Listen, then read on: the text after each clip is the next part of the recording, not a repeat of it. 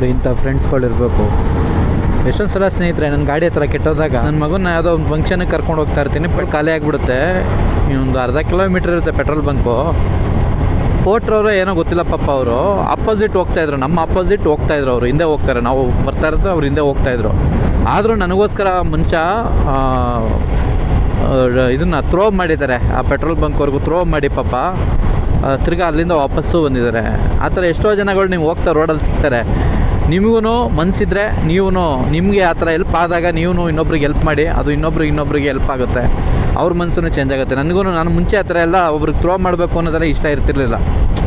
ಅವ್ರು ನಮ್ಮ ಪಾಡಿದ ನಾವು ಜೀವನ ಮಾಡ್ಕೊಂಡು ಹೋಗೋಣ ಅಂದರೆ, ಇಲ್ಲ ನಮ್ಮ ಪಾಡಿದ ನಾವು ಹೋಗೋಣ, ನಮ್ಮ ಕೆಲಸ ಆಯಿತು ಅನ್ನೋ ಥರ ಇತ್ತು ನನ್ನ ಮೈಂಡನು.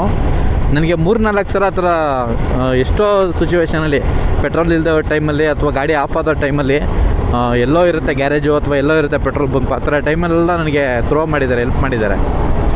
ಆ ಥರ ತುಂಬ ಸಲ ನನಗೆ ಅನುಭವ ಆಗಿ ನಾನು ಕೂಡ ಆ ಥರ ಯಾವ್ದಾರು ಕಾಣಿಸಿದಾಗ ನಾನು ಹೆಲ್ಪ್ ಮಾಡ್ತಾಯಿದ್ದೀನಿ. ಯಾಕೆಂದರೆ ನನಗೆ ಮಾಡಿದ್ದಾರಲ್ಲ, ಆ ಹೆಲ್ಪ್ನ ಋಣ ತೀರಿಸ್ಬೇಕಲ್ವಾ. ಇಲ್ಲಾಂದರೆ ಮಾಡಿರೋ ಸಹಾಯಕ್ಕೆ ನಾವೇನು ತಿಳಿಸೋದಕ್ಕಾಗಲ್ಲ.